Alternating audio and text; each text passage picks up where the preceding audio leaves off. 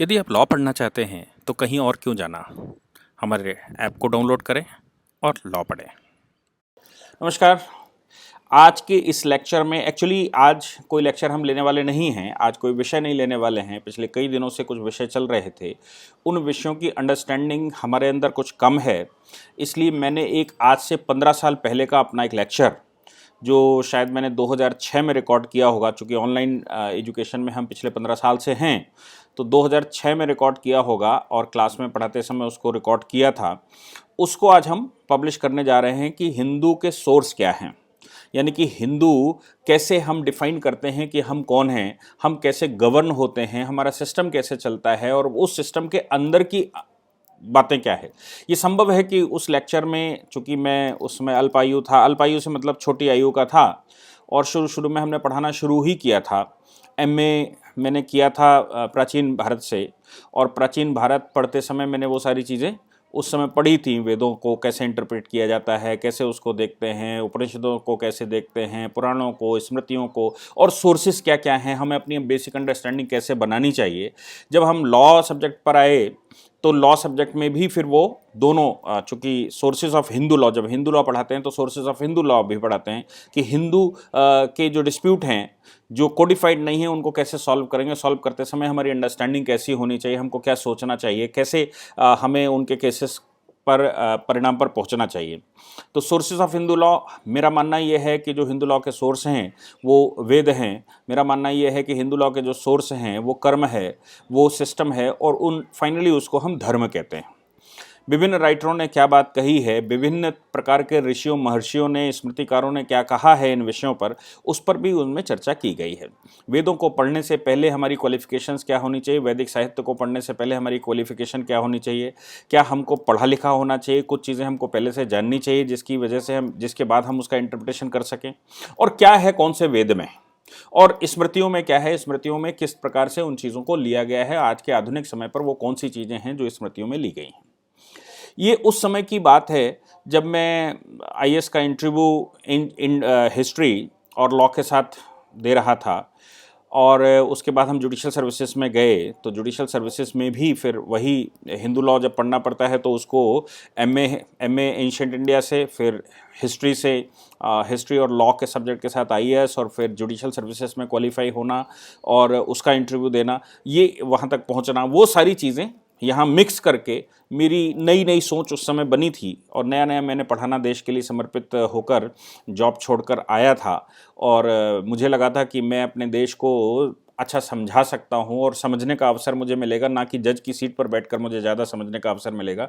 मुझे समझने का अवसर मिलेगा जब मैं बच्चों को पढ़ाऊँगा, लोगों से डिस्कशन करूँगा, वाद विवाद करूँगा, तो मुझे अच्छा जानने को मिलेगा, और मैं इस तरह अपने देश की सेवा भी कर पाऊँगा और देश के लिए आगे बढ़ पाऊँगा। उसी के बाद 3870 के आंदोलन में मुझे जोड़ा गया था। जम्मू कश्मीर विषय पर हमने काम करना शुरू किया था, ट्रिपल तलाक पर हमने काम करना शुरू किया था, हिंदू कुरीतियों पर काम करना शुरू किया था, कास्टिज्म के अगेंस्ट में काम करना शुरू किया था। ये उस समय की बात है। तो हो सकता है कि समाज में ज़्यादा जाते जाते मेरी आज सोच कुछ और हो गई हो, और उस समय सोच कुछ और हो गई हो, रही हो। उस लेक्चर में अगर आपको ऐसा कुछ लगे तो प्लीज़ उसको फॉरगेट करिएगा और मुझे ज़रूर बताइएगा कि उसमें क्या है। नया लेक्चर में इसलिए उन्हीं विषयों पर नए लेक्चर हम इसलिए पब्लिश नहीं कर सकते क्योंकि वो पेड लेक्चर्स रहते हैं और बच्चे उस पर पेमेंट डालकर पढ़ते हैं, जिससे ये पूरी ऑर्गेनाइजेशन जो मैं देश के लिए चलाता हूँ, वो पूरी ऑर्गेनाइजेशन का भार उसी पर रहता है। इसलिए नया लेक्चर न डालकर मैं आज से 15 साल पुराना एक लेक्चर इसके बाद अटैच कर रहा हूँ। प्लीज़ पूरा देखिएगा। आपके लिए प्रस्तुत है धर्म की व्याख्या। धर्म के 4 सूत्र हैं, 4 सोर्सेस हैं, और जैसा कि हम लोग बोल चुके हैं ऑलरेडी, धर्म और लॉ इंटरचेंजेबल हैं। और इंटरचेंजेबल से मतलब यह है कि law is the part of धर्म। लॉ धर्म का ही एक पार्ट है जिसको व्यवहार के रूप में हमने लिया, और धर्म का एक ब्रॉड मीनिंग है। लेकिन अगर हम यहां पर लॉ को लेके देखें तो बार बार हम धर्म पर आते हैं और धर्म के माध्यम से लॉ को फाइंड आउट करने का प्रयास करते हैं कि आखिर लॉ है क्या, धर्म क्या है। तो मनु कहते हैं कि धर्म के 4 स्रोत हैं, वेद, स्मृतियां, सदाचार, और पांचवा जो चौथा खुद के द्वारा एग्रीएबल चीजें, यानी word is agreeable to one's conscious, whatever is agreeable to one's conscience। स्वयं का तुष्टिकरण, आपकी अंतर आत्मा क्या कहती है, आपकी अंतर आत्मा के अनुसार। ये चार सोर्सेज हैं। इसी को अगर याज्ञवल्क्य के शब्दों में कहें कि वो, जैसे मनु कहते हैं कि चार स्रोत हैं लॉ के, धर्म के, उसी प्रकार मनु भी कुछ स्रोतों की बात करते हैं। और मनु कहते हैं कि ये चार स्रोत हैं: धर्म, श्रुति, स्मृति, approved custom and self consciousness. श्रुति, स्मृति, सेल्फ कॉन्शियसनेस और अप्रूव्ड कस्टम, ये धर्म के चार स्रोत हैं, वो ऐसे कहते हैं। श्रुतियों को अगर ले आए तो श्रुतियां, वेदों के बारे में हम वेदों को श्रुतियों के रूप में लेते हैं। अभी आप याज्ञवल्क्य को अगर और फर्दर देखेंगे तो याज्ञवल्क्य ने टोटल डिवीजन 14 पार्ट्स में किया है। वो कहते हैं कि there is the 14 sources of law. जो हिंदू धर्म है उसके 14 स्रोत हैं, और उन 14 स्रोतों में 4 वेद, 6 वेदांग, 4 और 6 10, 4 वेद, 6 वेदांग, धर्मशास्त्र, न्याय, पुराण और मीमांसाएं। ये 14 सोर्सेस, 14 सोर्सेस मानते हैं कि ये 14 सोर्सेस हैं लॉ के। एक और राइटर को अगर हम लें, कुमारिल, एक और राइटर अगर हम कुमारिल को लें तो कुमारिल कहता है, उसकी एक फेमस पुस्तक आई थी, फेमस उसका काम था कुमारिल का, तंत्र वर्तिका।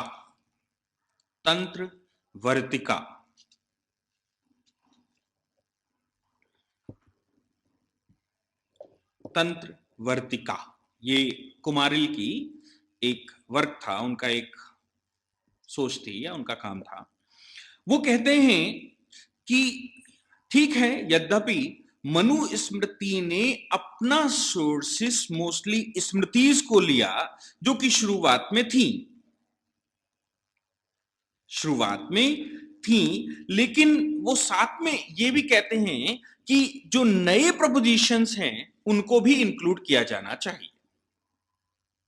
तो इनके अनुसार, कुमारिल के अनुसार, 2 हिस्सों में बांट लीजिए। One is the ancient sources and second one is the modern sources. पहला प्राचीन काल के स्रोत हैं और दूसरे आधुनिक स्रोत हैं। प्राचीन स्रोतों को 4 हिस्सों में ऑलरेडी हम लोग बार बार कह चुके हैं: श्रुति, स्मृति, कमेंट्री एंड डाइजेस्ट यानी कि भाष्य और निबंध, और कस्टम। ये 4 स्रोत हैं एंशिएंट स्रोत। और मॉडर्न 3 स्रोत माने जाते हैं, वेल एस्टैब्लिश्ड स्रोत हैं, वेल एस्टैब्लिश्ड सोर्सेस हैं। पहला है जुडिशियल डिसीजंस, जो न्यायालय ने डिसीजन दिया वो। दूसरा लेजिस्लेशन, जो विधायिका ने कानून बनाया वो। और तीसरा है justice, equity and good conscience.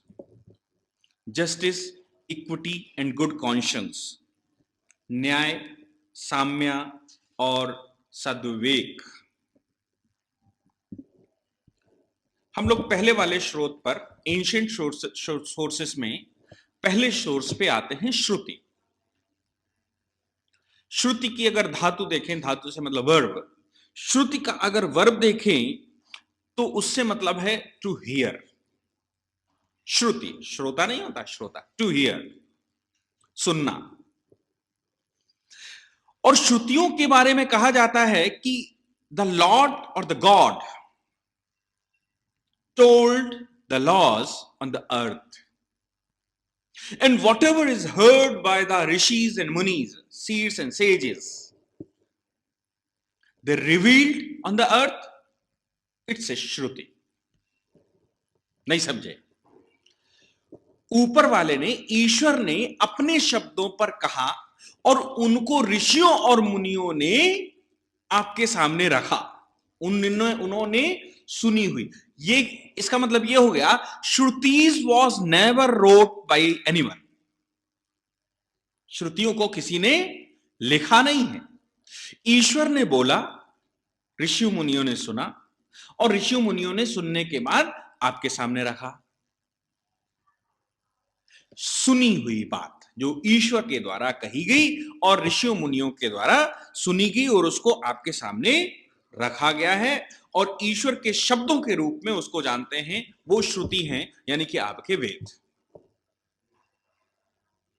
वेदों के बारे में कहा जाता है कि ईश्वर के, भगवान विष्णु के विभिन्न अंगों से जो हुंकार लगी और जो बातें निकली वो वेद है। भगवान विष्णु के विभिन्न अंगों से जो हुंकार आई, जो श्रुतियां आई और ऋषियों मुनियों ने जो सुना, वो वेद है, वो श्रुतियां हैं। ठीक है। हम इसके अलावा अगर हम ये कहें, इन श्रुतियों में उपनिषद भी शामिल हैं। The shrutis are included the Upanishads. तो वेद और उपनिषद मिलके श्रुति बनाते हैं। वेद और उपनिषद मिलके श्रुति बनाते हैं, और इसका उद्देश्य क्या है? The complete code of spiritual learning, the complete code of spiritual learning which are helpful in attainment of salvation. हाँ, देखिए, वेद हैं, पुराण हैं, उनके उपनिषद बने, फिर उनकी स्मृतियां बनी, उनके भाष्य बने, उनकी टीकाएं बनी, जैसे जैसे समय बीतता गया।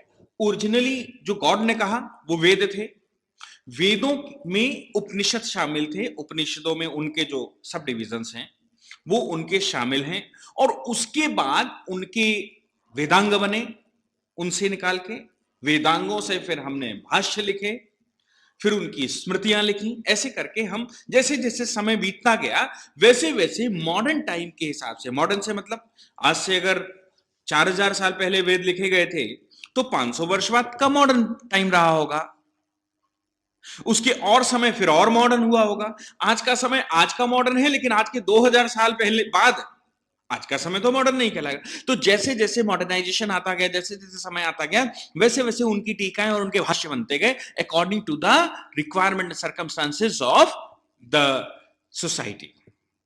सोसाइटी की जैसे जैसे रिक्वायरमेंट आई, जैसे जैसे सर्कमस्टांसेस बने, उसके अनुसार वो लगातार चेंज होता चला गया। और नारद ने तो चेंज होने के लिए कहा है, नारद स्मृति तो बड़ी इस मामले में बड़ी सुविख्यात है। उन्होंने कहा है कि देयर इज नथिंग रिजिड, कोई भी चीज स्थिर नहीं है, but you have to attain, you have to get the basic principles from the literature of the past.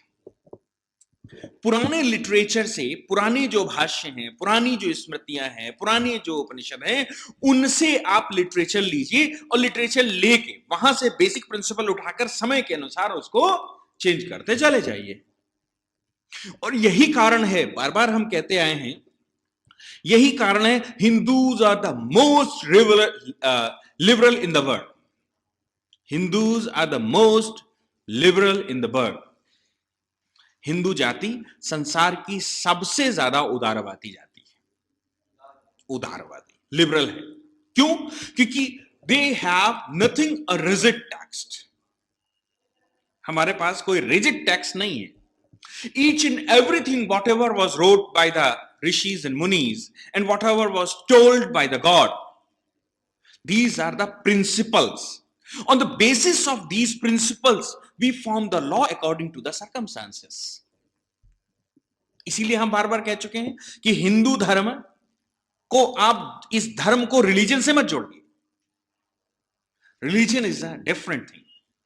स्वामी विवेकानंद ने ये कहा भी था जब उनकी वर्ल्ड कॉन्फ्रेंस हुई, तो 11 सितंबर 1893 को शिकागो में उन्होंने ये स्टेटमेंट दिया था, I am here as a representative of the Hinduism and let you know, I am here to let you know that what is Hinduism.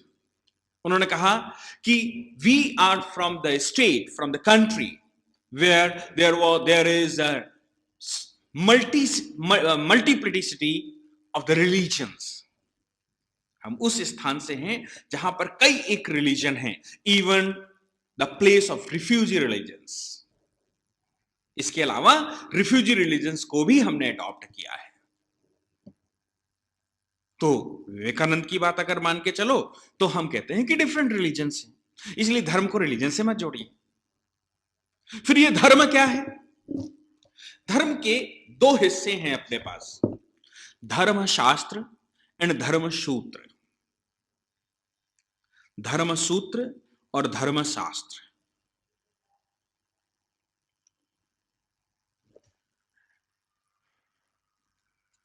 हम लोग पहले श्रुतियों की बात कर लें तो श्रुतियों में अपने पास 4 श्रुतियां हैं, यानी कि 4 वेद, और उन वेदों के साथ उपनिषदों की बात कहें तो 4 वेद किस प्रकार के हैं? 4 वेद में है सबसे पुराना ऋग्वेद, यजुर्वेद, सामवेद, अथर्ववेद। 4 वेद हैं, ऋग्वेद, यजुर्वेद, सामवेद और अथर्ववेद। इन चारों वेदों को थोड़ा थोड़ा हम लोग जान लें कि इन वेदों में किस प्रकार से क्या लिखा गया है। ऋग्वेद का जो लिखने का, यानी कि ईश्वर के द्वारा कही गई उसकी जो कोडिफिकेशन हुआ, उसकी आयु हम मान के चलते हैं 1500 ईस्वी से लेकर और 1000, वो 1500 ईसा पूर्व से लेकर 1000 ईसा पूर्व तक। 1500 ईसा पूर्व से लेकर 1000 ईसा पूर्व तक हम ये मान के चलते हैं कि ऋग्वेद लिखा गया। ऋग का मतलब क्या होता है? ऋग का अपना मतलब है द्वंद्व और चरण। द्वंद्व और चरण, द्वंद्व और चरणों से युक्त मंत्र। द्वंद्व से मतलब समझते हैं, द कन्फ्लिक्ट्स। तो जो कन्फ्लिक्ट थे और उन कन्फ्लिक्टों की स्टेजेस हैं कि कन्फ्लिक्ट कहां से शुरू होगा और किस स्टेज पर जाएगा। तो हमारे ऋषि मुनियों ने या ईश्वर ने जब बोला तो उन्होंने उनके पहले द्वंद्व बताए और द्वंद्वों की स्टेजेस बताई और द्वंद्वों की स्टेजेस से मंत्र बनाए। नहीं समझे? द्वंद्वों और चरण से युक्त मंत्र, ठीक, जो ऋचाओं के रूप में लिखे गए, हिम्स के रूप में, जिनकी राइटिंग हुई है ऋचाओं के रूप में, उनको लिखा गया है। ऋग्वेद में कुल 10 मंडल हैं और 1028 सूक्त हैं। 10 मंडल, 1028 सूक्त, 1028 सूक्त,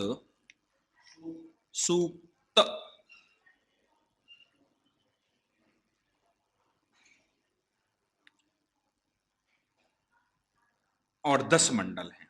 सूक्तों को अगर आप चाहें तो hymns, HYMNS, hymns, and songs in praise of the force of nature. और खासतौर से आपको पहले भी बोला कि हिंदू धर्म नेचुरल लॉ है, ये नेचर पे बना है पूरा का पूरा, ये प्रकृतिवादी विधि है और हिंदू जाति प्रकृतिवादी है। इसलिए ऋग्वेद इस दुनिया में, इस संसार में सबसे पुराना टेक्स्ट ऑल ओवर वर्ल्ड, पूरे संसार का सबसे पुराना टेक्स्ट ऋग्वेद है। संसार के किसी भी काल में, संसार के किसी भी स्थान पर, किसी भी सभ्यता का आज की तारीख में ये सबसे ओल्ड टेक्स्ट है। जो भारतवर्ष में लिखा गया सिंधु सैंधव सभ्यता में। और इसका पीरियड बीसी मानते हैं हम, 1500 बीसी से लेकर और 1000 बीसी तक, 1500 बीसी टू 1000 बीसी हम इसका पीरियड मान के चलते हैं। ठीक है। दूसरा अपने पास है यजुर्वेद। यजु का अर्थ होता है यज्ञ। यजु का मतलब यज्ञ। तो ऐसे विधि विधान बनाए गए होंगे जो यज्ञों में इस्तेमाल होते हैं। तो यज्ञों की विधियां और यज्ञों के नियम और उनके विधान, जिनको आप यजुर्वेद के रूप में जानते हैं।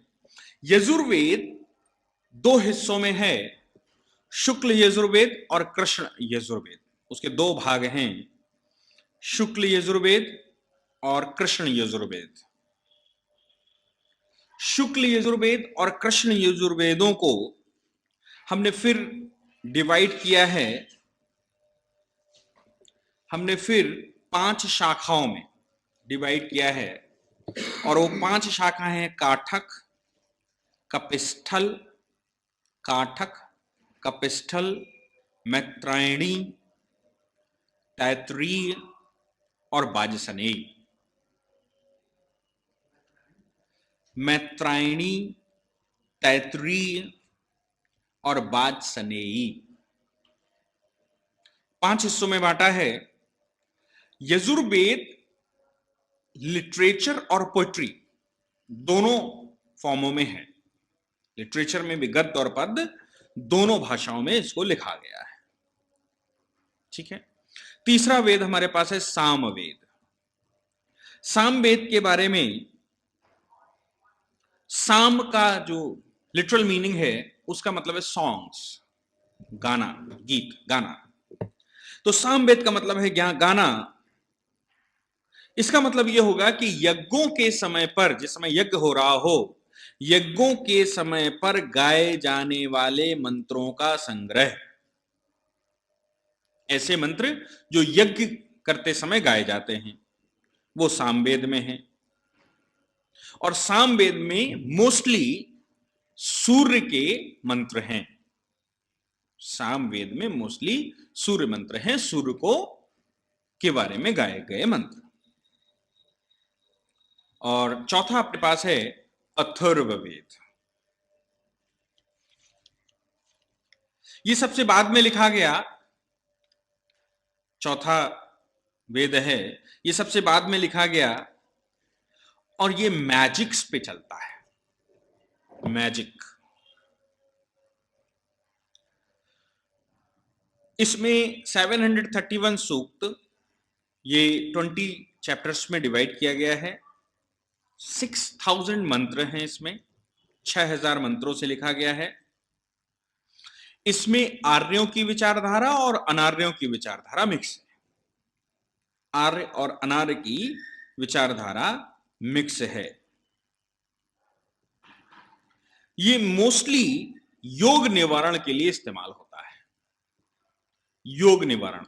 अब वो योग निवारण, रोग निवारण, जो रोग निवारण है वो औषधि से भी होता है, तंत्रों मंत्रों से भी होता है, क्रियाओं से भी होता है। ये सभी प्रकार के कार्य करके कुल मिलाकर किसी को भी उपचार प्रदान करना है। ये जो तंत्र मंत्र और रोगों का उपचार है, इसमें तांत्रिक क्रिया भी शामिल है। तंत्रों और मंत्रों से, यानी कि तांत्रिक क्रिया शामिल है। तांत्रिक क्रिया से मतलब आज के टाइम पर अगर मॉडर्न टाइम पे लोगे तो मॉडर्न टाइम पर जो साइकोपैथ होता है ना, साइकोपैथ, वो साइकोपैथ का इलाज तंत्रों मंत्रों से किया जाता था। साइकोपैथिक, उसको हिप्नोटाइज करना या उसको ऐसे परिवेश को समझाना, उसके सामने ऐसी स्टोरीज बनाना कि या तो भय में आ जाए। वो डिपेंड करता था कि ऋषियों के सामने किस तरह की प्रॉब्लम है और उनको क्या उस पर रिप्लाई देना और किस प्रकार से उसको सेटिस्फाई करना है। उसका रूप आज विकराल हो चुका है और भयानक और खतरनाक हो चुका है। लेकिन उस समय, जिस समय इसको लाया गया था तंत्रों को, तांत्रिक क्रियाओं को। तो तांत्रिक क्रियाएं केवल व्यक्ति के व्यक्तित्व को निखारने के लिए और उसके दिमाग में जो असमंजसताओं की वजह से वो भ्रम में है, उसको साइकोपैथ है, वो साइकोपैथी साइको का निवारण करने के लिए ये इस्तेमाल किए जाते थे। आज भी करते हैं।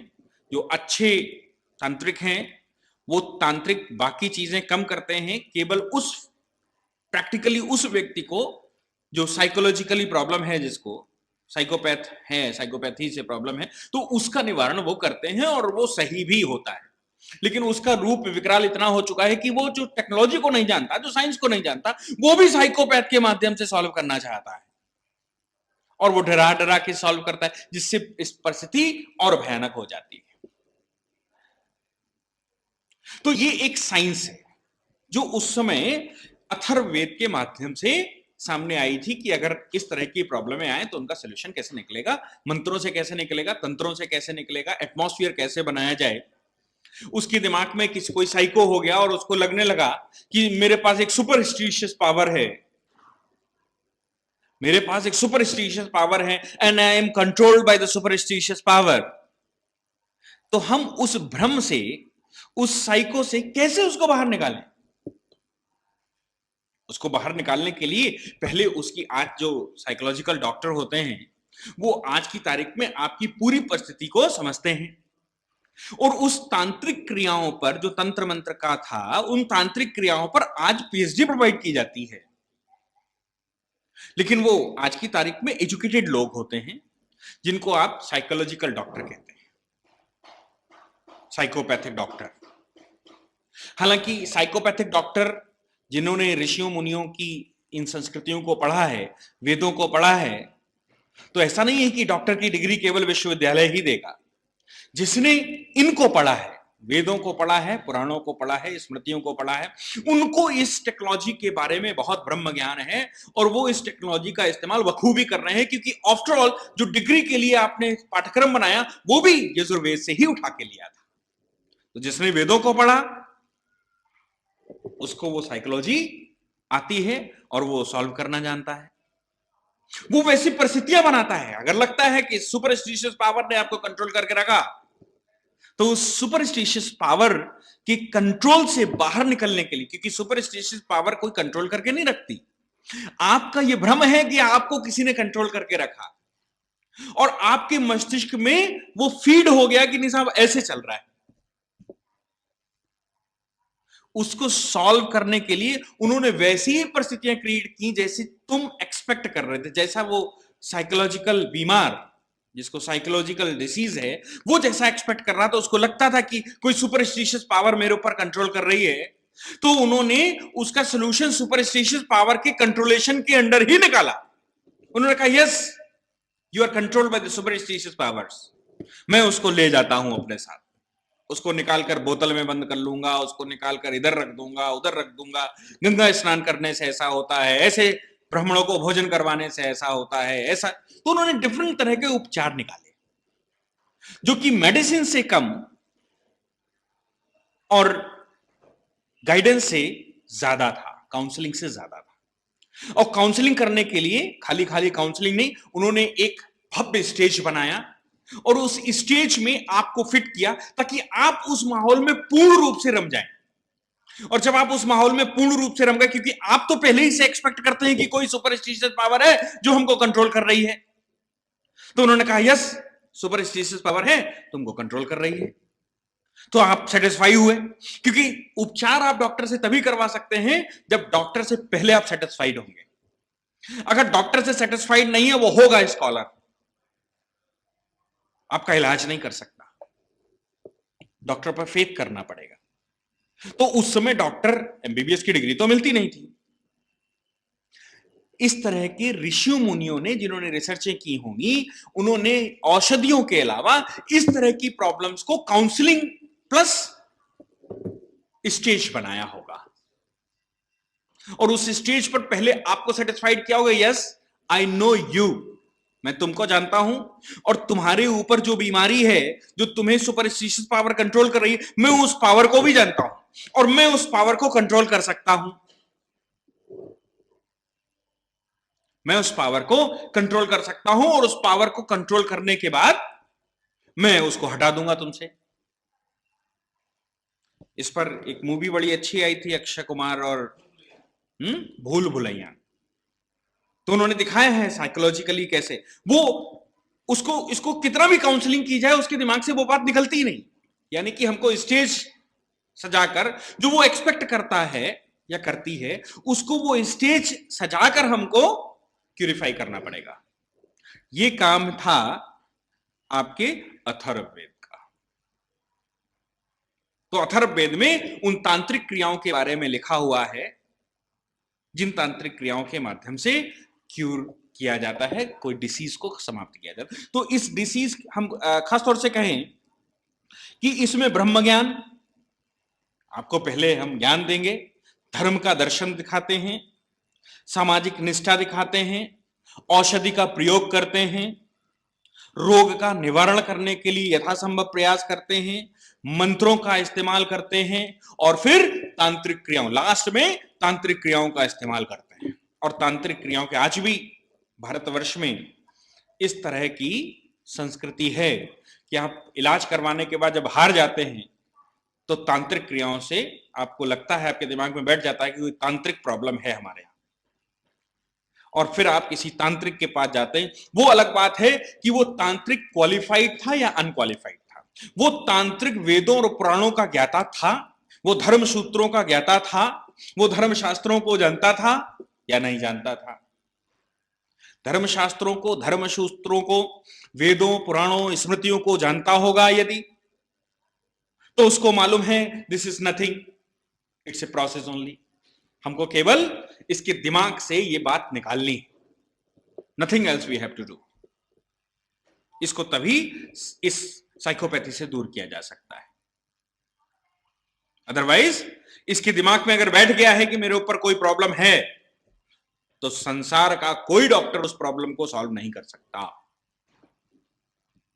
नहीं, अगर आप बुजदिल हैं तो आपको दिलेरी कोई डॉक्टर नहीं दिला सकता, काउंसलर दिला सकता है। अगर आप शेर हैं तो आपको डरने के लिए कोई मेडिसिन नहीं दी जा सकती, आपको ईश्वर का डर दिखाना पड़ता है, भय दिखाना पड़ता है। तो ये जो हमारे वेदों और पुराणों का प्रादुर्भाव है ये कंप्लीटनेस पे है कि हम आपकी सेल्फ कॉन्शियसनेस, अंतरात्मा की आवाज, आपके दिल की आवाज, प्रकृति को इंक्लूड करते हुए सारे सॉल्यूशंस मेरे पास हैं। हम एक व्यक्ति का व्यक्तित्व निर्माण करेंगे और इन ग्रंथों के माध्यम से जिन्होंने इनका ज्ञान लिया है वो एक व्यक्ति का व्यक्तित्व निर्माण करने में सक्षम हैं। और व्यक्तित्व निर्माण अगर कर लिया, हो गया, तो आप तो पराजय हो गए, आप तो अजय हैं, आपको कोई पराजय नहीं कर सकता, अजय हैं आप। क्योंकि पराजय उस व्यक्ति की होती है जिसको आत्मज्ञान नहीं होता, और आत्मज्ञान आपको मिला तो आप तो अपराजय हो गए, आपको पराजित नहीं किया जा सकता। ये इसके बाद हम आ जाते हैं वेदांगों पर। हमारे पास 6 वेदांग हैं। कल्प, व्याकरण,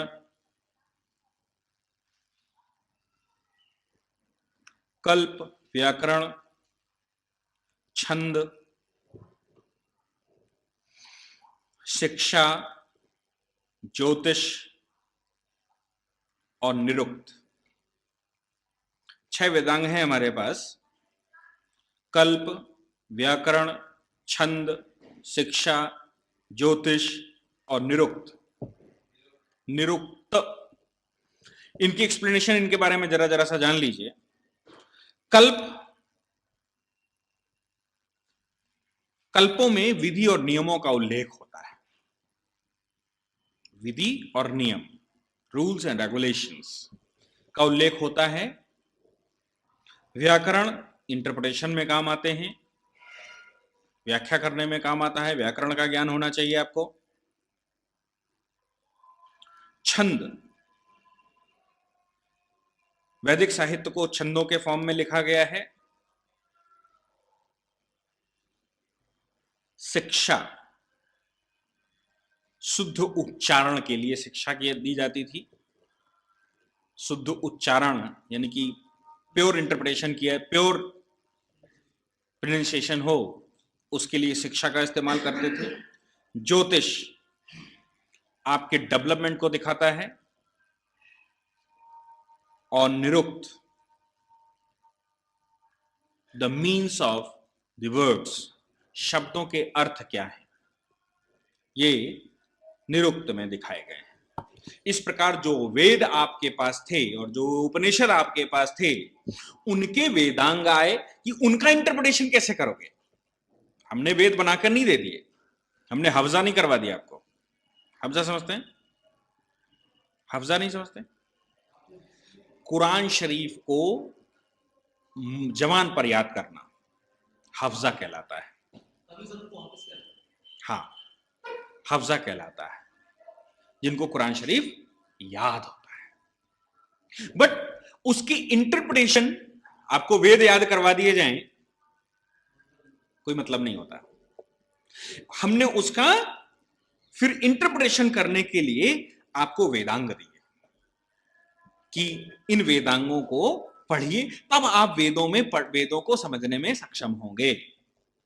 ये 6 वेदांग हैं, तो वेदांग हमने आपको पढ़ाए, ठीक है। अब हमारे पास आता है सूत्र।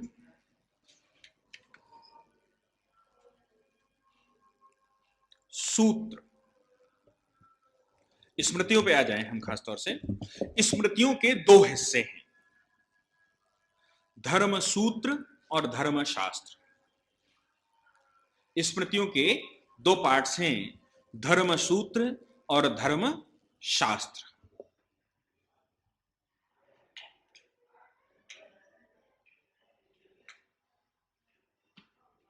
धर्म सूत्र और धर्म शास्त्र। स्मृतियों से मतलब हम निकालें तो स्मृति है, स्मृति से मतलब मेमोरी से है, what ever you have remember, आपको क्या याद है, रिमेंबरेंस से है। और हम कहें कि इसको जब हमने 2 हिस्सों में बांटा, धर्म सूत्र एंड धर्म शास्त्र,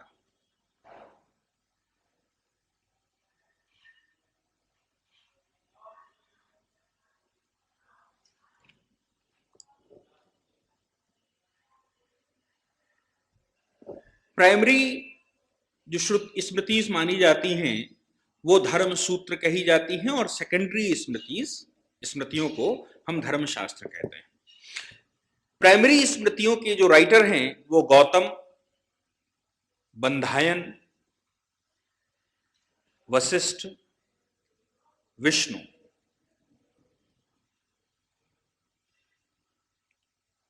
और इनके जो चीफ सूत्रकार हैं वो हैं मनु, याज्ञवल्क्य, नारद,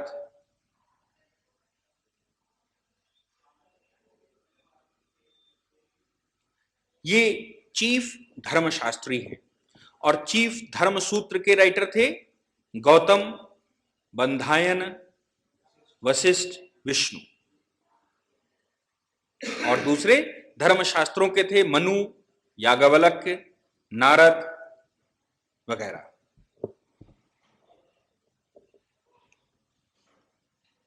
ठीक है।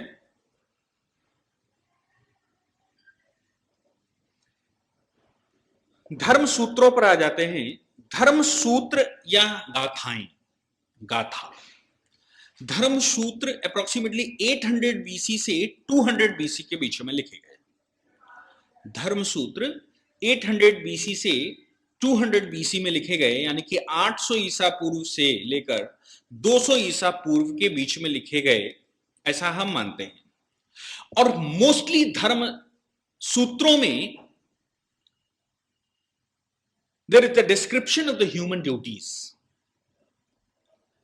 आदमी के जो कर्तव्य हैं, ह्यूमन के जो कर्तव्य हैं, उन कर्तव्यों को लिखा गया। और धर्म सूत्रों में किसी भी प्रकार का कोई भी कन्फ्लिक्ट नहीं है आज की तारीख में। धर्म सूत्रों में किसी भी प्रकार का कोई कन्फ्लिक्ट नहीं है, and it was never disproved by any civilisation of the world.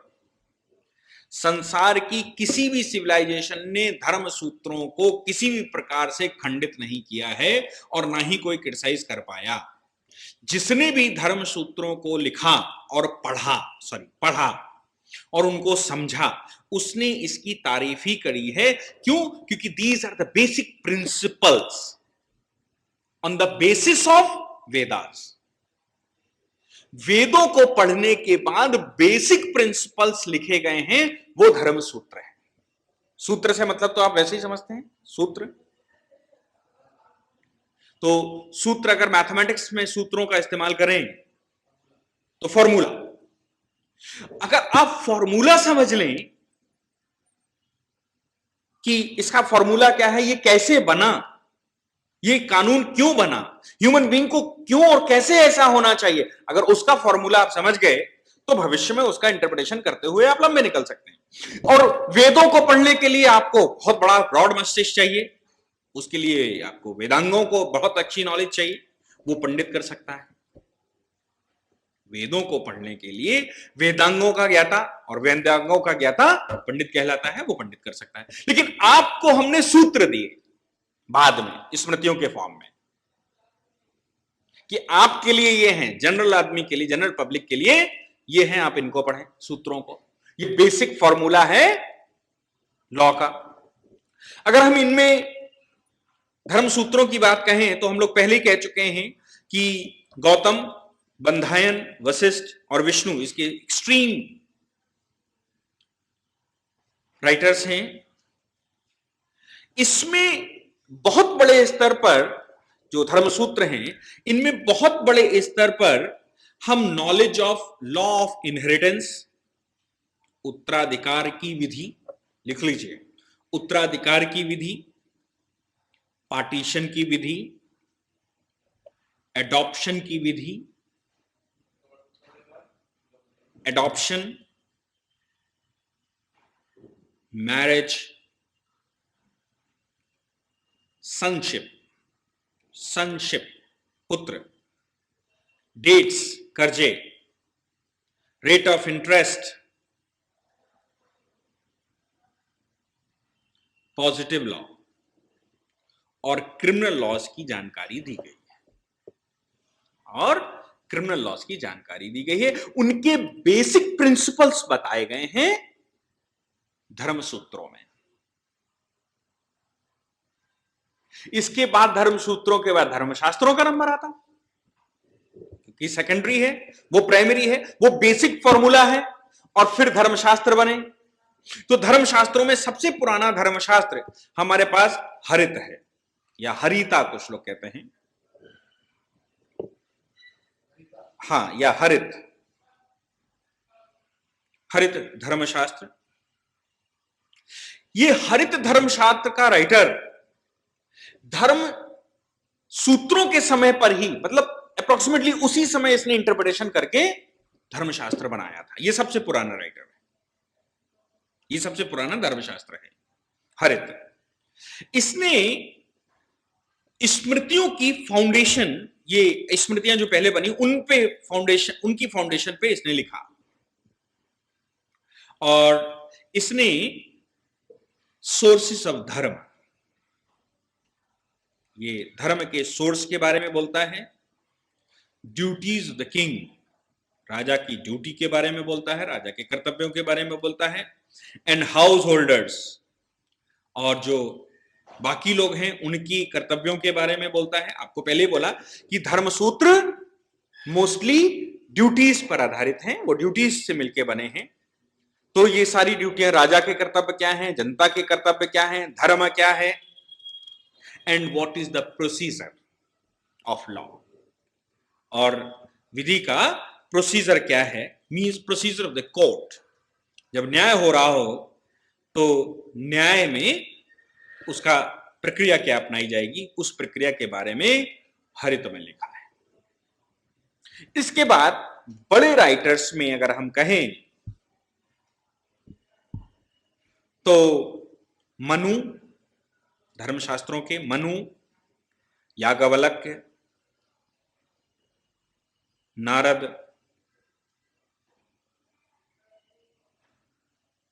Brihaspati, Katyayan और व्यास। कात्यायन और व्यास। तो जो स्मृतियां श्लोक्स के फॉर्म में लिखी गई हैं उनको हम धर्मशास्त्र कहते हैं। Means the smritis which are in shlokas are popularly known as the धर्मशास्त्र।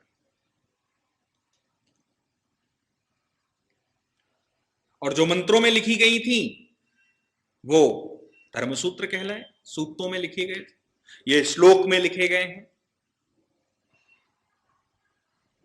एंड मनु एंड बृहस्पति, मनु, बृहस्पति और नारद, ये तीन स्मृतिकार हैं धर्मशास्त्रों के राइटर, जिनके आधार पर आज भी हिंदू लॉ चल रहा है। इनकी रचना लगभग 200 ईसा पूर्व में हुई। 200 BC के लगभग इनकी रचना हुई। And the principles of the Manu was based on the Vedas. जो मनु ने श्लोक लिखे उनका भी बेस कहां था? वेद था। सूत्र प्रिंसिपल बनाए, धर्मसूत्र प्रिंसिपल बनाए, लेकिन धर्मसूत्र के जो प्रिंसिपल हैं, जो सूत्र हैं, वो भी तो वेदों से ही आए। तो मनु भी वेदों का ही उच्चारण करता है, लेकिन अब वो श्लोक फॉर्म में करता है। मनु महाराज श्लोक फॉर्म में करते हैं और वो वेदों से अपनी बात निकाल कर लाते हैं और उन पर प्रिंसिपल्स अप्लाई किए जाते हैं धर्म सूत्रों में जो लिखे गए पहले। वो प्रिंसिपल्स के आधार पर वेदों से एक्सट्रीम निकालकर उन्होंने उस समय की लॉज लिख दिए। ठीक। इसके बाद मनु के बाद जो सबसे ज्यादा इंपॉर्टेंस की स्मृति है वो है याज्ञवल्क्य की स्मृति। Yajnavalkya, and we can't be count less than the Manu. Yajnavalkya की स्मृति को हम मनु से कम काउंट नहीं कर सकते, वो भी मनु के बराबर ही इंपॉर्टेंस रखती है। और इस याज्ञवल्क्य की स्मृति की एक भाष्य लिखा गया विज्ञानेश्वर के द्वारा, जिसको आपने मिताक्षरा कहा। आप मिताक्षरा और दायभाग दो हिस्सों में पढ़ते हैं हिंदू विधि को, तो ये जो मिताक्षरा है ये याज्ञवल्क्य की स्मृति की भाष्य है, एक टीका है उसका।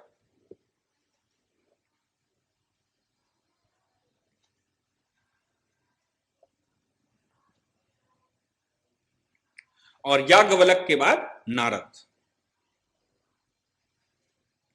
और नारद स्मृति को मॉडर्न टाइम की स्मृतियों में काउंट किया गया है, क्योंकि नारद स्मृति में महिलाओं को दूसरा विवाह करना,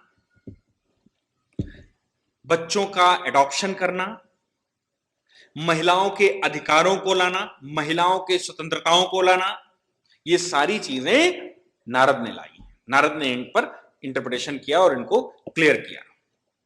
एंड हम अगर कहें कि ये जो धर्मशास्त्र हैं, दीज आर डिवाइडेड, और ये पॉजिटिव लॉ का बेस बनते हैं। Do you know the positive law? Positive law समझते हैं क्या है? क्या पॉजिटिव लॉ से मतलब निकलता है जो विधि विराजमान है, जो विधि विराजमान है। विराजमान विधि से मतलब होता है the law founded by the sovereign, जो राजा के द्वारा बनाई गई विधि है वो पॉजिटिव लॉ। आज की तारीख में आप जो विधियां पढ़ते हैं वो पॉजिटिव लॉ के रूप में ली जाती है, राजा के द्वारा, यानी कि आज का जो सॉवरेन है, पार्लियामेंट ने बनाई, तो वो पॉजिटिव लॉ के रूप में लिखी जाती हैं। और इन्होंने जो पॉजिटिव लॉ का बेस है, क्योंकि ये प्रैक्टिकली इन्होंने बताया कि प्रैक्टिकली कैसे चलेगा, धर्मशास्त्र के राइटर्स ने, तो प्रैक्टिकली इन्होंने बनाया और इनको इन्होंने टोटल 18 टाइटल्स में डिवाइड किया। 18 टाइटल बनाए विधियों के, पॉजिटिव विधि के 18 टाइटल बनाए और उनके 132 सब टाइटल बनाए। 18 विधियां और उन विधियों से निकलकर जो शाखाएं विधियों की बनी वो 132 बनी। आज भी आप कुछ इसी प्रकार का करते हैं। आप कहते हैं criminal law, constitutional law, family law, business law, commercial laws, इस प्रकार से आप लॉज को सब कैटेगराइज करते हैं। तो 18 मेन टाइटल बने और उन फिर जैसे आपने कहा क्रिमिनल लॉ, तो क्रिमिनल लॉ में 50 तो हैं, तो फिर उन्होंने 132 सब टाइटल बनाए विधियों के। ये उस समय इन जो धर्म शास्त्र के प्रणेता हैं, जो राइटर्स हैं, उन्होंने ये चीजें निकाल के रखी। किसके बेस पर? वेदों के बेस पर और धर्म सूत्रों के बेस पर। सूत्र उठाया वहां से, फॉर्मूला वहां से उठाया, प्रिंसिपल वहां से उठाया, और बेसिक टेक्स्ट कहां था? वेदों में था। अब आप वेदांगों की बातें नहीं करते, क्योंकि वेदांग तो केवल सहायक थे, वेदों को समझने के लिए सहायक वेदांग थे, जिनके माध्यम से वेदों को समझा जा सके। तो वेदांगों को सिर्फ शैक्षिक रूप से, जैसे आपको बोला कि जो ज्ञाता है, जो पंडित है, जो उसको समझ सकता है, उसको समझने के लिए उसको एक प्रक्रिया, एक शिक्षा से गुजरना पड़ेगा, वो वेदांग है। क्लियर है? आप अगर संस्कृत में पढ़ना चाहते हैं तो संस्कृत को पूरा समझना पड़ेगा। आप हिंदी में पढ़ना चाहते हैं तो हिंदी को समझना पड़ेगा। अंग्रेजी में पढ़ना चाहते हैं तो इंग्लिश में समझना पड़ेगा। उसको समझने के लिए तो हम कहें कि हमारे पास उन वेदों को समझने के लिए 6 वेदांग हैं। और अब हम स्मृतियों पर आ जाते हैं। तो स्मृतियां 2 हिस्से, कौन कौन से? धर्मसूत्र और धर्मशास्त्र।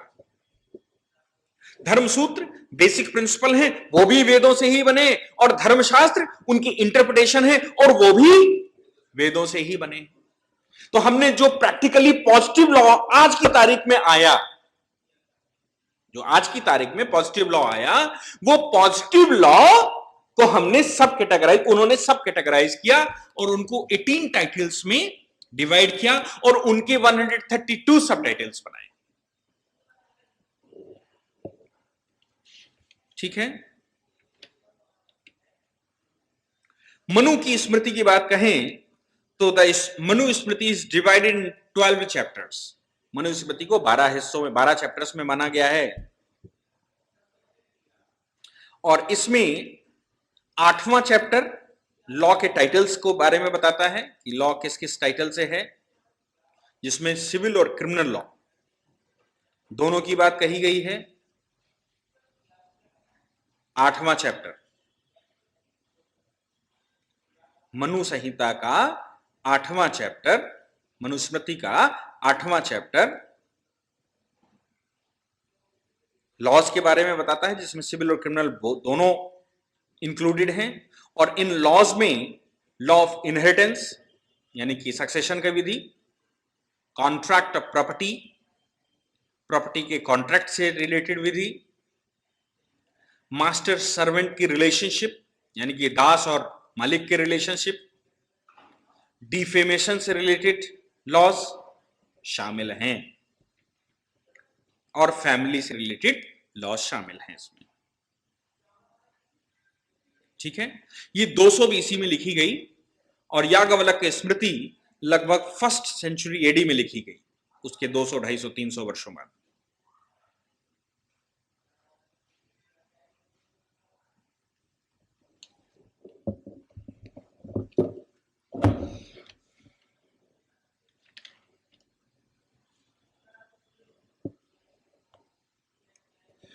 मनुस्मृति में 2694 श्लोक हैं, जिनको आप श्लोकों को आज की तारीख में अपनी धाराएं कह लीजिए, सेक्शंस कह लीजिए।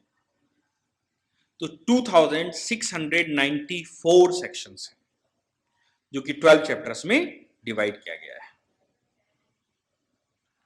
याज्ञवल्क्य की स्मृति को 3 चैप्टर्स में डिवाइड किया गया है। उनके 3 चैप्टर्स हैं। पहला चैप्टर धार्मिक आचारों यानी कि रिलीजियस कंडक्ट के बारे में है। दूसरा व्यवहार और न्याय प्रशासन के बारे में है। व्यवहार से मतलब conduct, human conduct, and legal justice उससे रिलेटेड है, और तीसरा चैप्टर उसके प्रायश्चित से है, यानी कि दंड विधान से।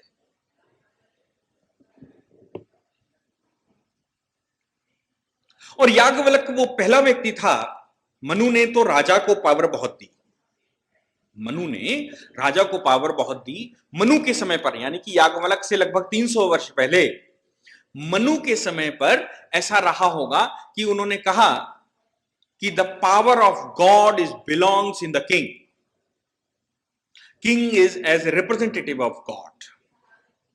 पॉजिटिव लॉ को लाया, किंग लॉ बनाएगा आपके लिए, और किंग को आप मानो। क्यों मानो? क्योंकि वो ईश्वर का दूत है, is representative of the God on the earth. King को बहुत पावर दी, लेकिन 300 वर्षों में किंग की पावर्स का मिसयूज हुआ होगा। याज्ञवल्क का है, उन्होंने कहा there is the supremacy of law, even the king is also the part of law. क्या बोले? विधि की सुप्रीमेसी है, विधि ही सब कुछ है, और यहां तक कि राजा भी विधि का ही हिस्सा है, और राजा यदि विधि तोड़ता है तो वो भी प्रायश्चित का भागीदारी होगा, उसको भी प्रायश्चित करना पड़ेगा। आपको याद है कि राजा जब बूढ़ा हो जाता तो प्रायश्चित करने के लिए जंगलों में वनवास करता था। हमारे जो पुराने टेक्स्ट हैं उसमें ऐसा हमको मिलता है कि फला राजा ने अपनी गद्दी अपने पुत्र को देकर वो चले गए। किंग को सजा तो कोई नहीं दे सकता, लेकिन धर्मशास्त्रों ने उसको इस तरह से कैप्चर किया कि वो स्वयं प्रायश्चित करने के लिए चला गया। आप याद करिए पांडु महाराज को, पांडवों के पिता पांडु महाराज प्रायश्चित करने चले गए। प्रायश्चित कर रहे थे वो जब उनकी मृत्यु हुई, कोई श्राप उनको लग गया था, जो भी हुआ हो। तो कुल मिलाकर बड़े बड़े किंग्स, बड़े बड़े राजा स्वयं प्रायश्चित करने के लिए चले जाते थे। It was the power of the divine nature. ये वो ईश्वरी शक्ति थी जो लिटरेचर और टेक्स्ट के माध्यम से ऋषि मुनियों ने इस प्रकार से किसी को मोरली कैप्चर किया कि अगर उसको सजा नहीं दी जा सकती क्योंकि वो किंग है, तो वो स्वयं प्रायश्चित करने चला जाए, और उसने गलती की तो वो प्रायश्चित का भागी बनता था। इट्स ए सेल्फ प्रायश्चित नहीं। सॉरी। और वैसे भी क्या प्रशासन किसी को रोक सकता है? यदि हर व्यक्ति जमीन पर उतर आए और प्रशासन के खिलाफ हो जाए, तो क्या प्रशासन के पास शक्ति है कि वो रोक सके? It's a morality. ये केवल मोरालिटी है जो आपको रोके है। ताले किसके लिए लगाए जाते हैं? शरीफों के लिए, चोरों के लिए नहीं।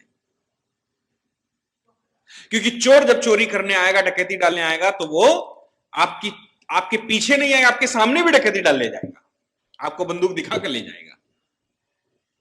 तो ये सब जो कुछ लीगल प्रिंसिपल्स बने हैं, इनमें मोरालिटी होना अति आवश्यक है। अगर मोरालिटी नहीं होगी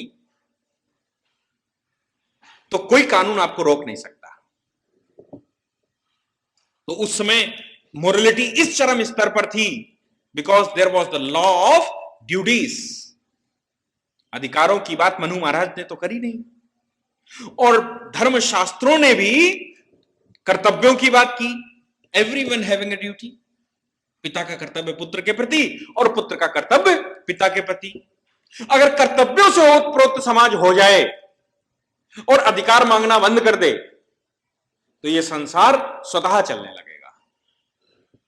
इस संसार में किसी भी प्रकार का कोई कॉन्फ्लिक्ट रहेगा ही नहीं, यह स्वतः रेगुलेट हो जाएगा। तो उस समय धर्मशास्त्रों पे इस प्रकार का बंधन था, इस प्रकार से लोगों को मोबिलाइज किया गया था कि वो अपने कर्तव्यों को पहचाने, अधिकार के बारे में जाने ही नहीं। और यही कारण रहा होगा कि राजाओं को भी प्रायश्चित करने का रास्ता दिखा दिया, क्योंकि उसको अधिकार मालूम नहीं होंगे कि मैं किंग हूं इसलिए सब कुछ कर लूंगा, कोई मेरा कुछ नहीं कर सकता। उसको बताया गया होगा दिस इज योर ड्यूटी, प्रजा का पालन करो, ये तुम्हारा कर्तव्य बनता है।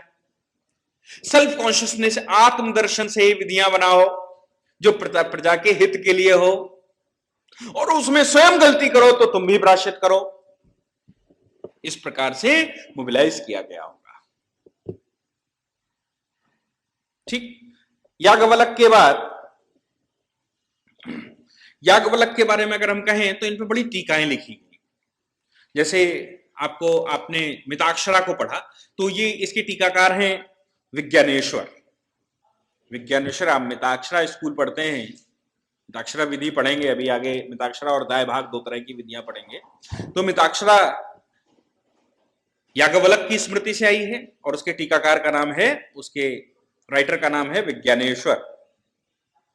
दूसरे और जो टीकाकार हैं इनकी स्मृति पर वो विश्वरूप,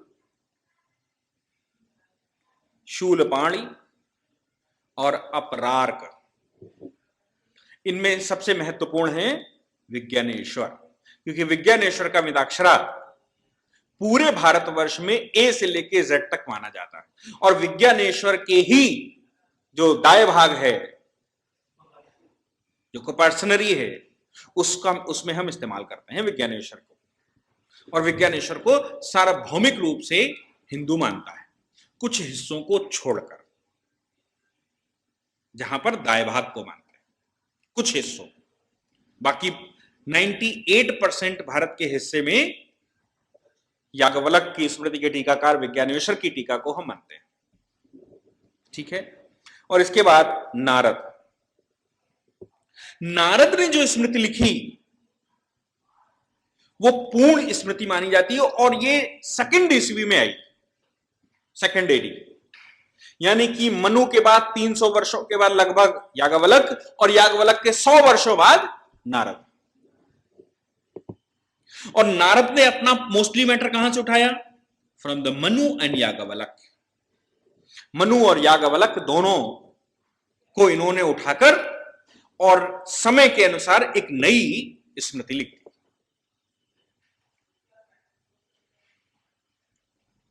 इसमें यही स्मृति है जिसमें 18 और 132 का फार्मूला है, यानी कि 18 चैप्टर्स और उसमें 132 सब चैप्टर्स, सब टाइटल्स बनाए गए।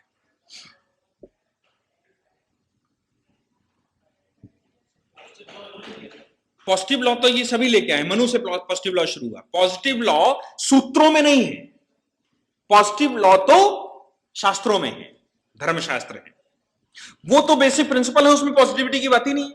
पॉजिटिव लॉ जहां कहीं भी होगा वहां पर यह निश्चित है कि प्रायश्चित होगा।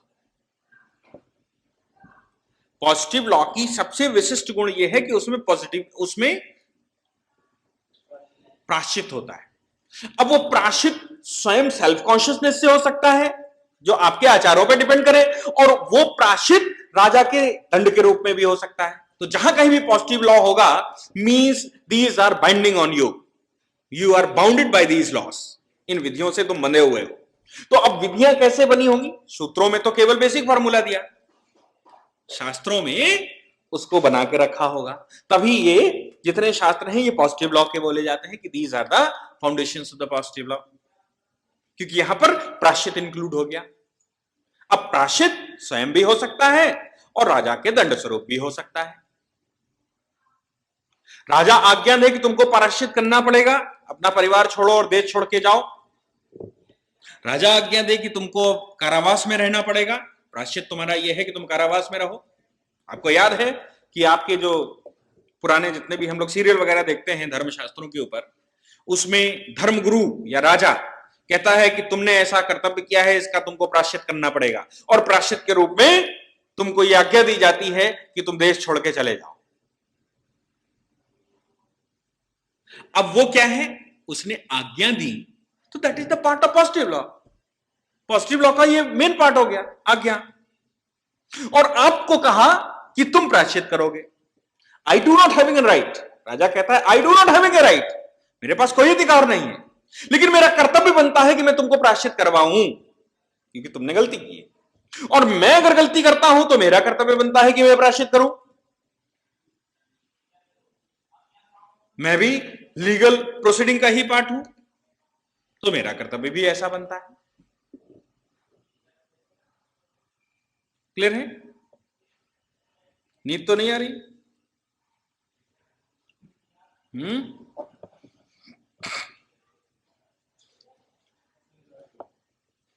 राजा की विधायी शक्तियों के बारे में, राजा की जो लीगल पावर्स थी उनके बारे में ये पहली स्मृति है जिसके बारे में क्लियर कट दिया गया था।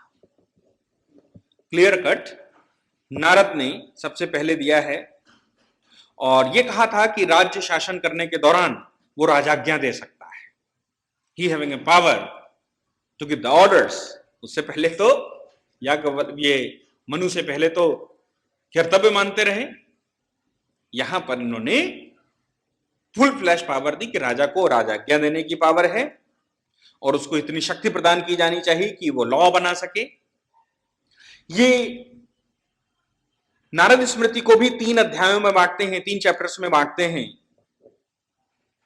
एक चैप्टर है जुडिशियल प्रोसीजर, जिसको आप व्यवहार मात्रक कहते हैं, जुडिशियल प्रोसीजर। दूसरा है जुडिशियल असेंबली, सभा, जिसको आज आप लेजिस्लेशन के नाम से जानते हैं।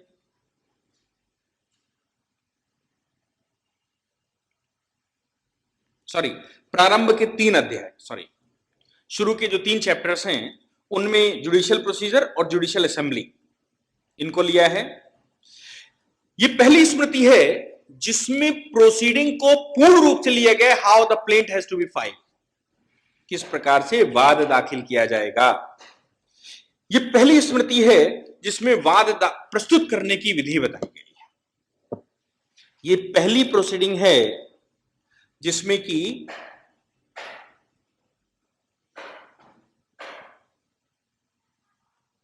स्त्रियों के अधिकार के बारे में बताया गया है। स्त्रियों को दूसरे विवाह का कुछ परिस्थितियों में हक दिया गया है। प्रगतिशील समाज के अनुसार डील करने की पावर दी गई है। इस स्मृति के बाद एक और स्मृतिकार हुए हैं बृहस्पति। बृहस्पति ने नारद स्मृति को भी आगे बढ़ाया। नारद स्मृति के आगे बृहस्पति गए और बृहस्पति ने सिविल और दांडिक विधियों का डिस्टिंग्विश किया। आज आप सिविल और क्रिमिनल को डिवाइड करते हैं, ये बृहस्पति की देन है। बृहस्पति ने इनको डिवाइड किया और जो 18 टाइटल पीछे बनाए थे आपने, उन 18 टाइटल्स को 2 हिस्सों में बांटा। एक तरफ सिविल ले गए और एक तरफ क्रिमिनल ले गए। यानी कि एक तरफ अर्थ संबंधी सारी विधियां ले गए और एक तरफ दंड संबंधी सारी विधियां ले गए।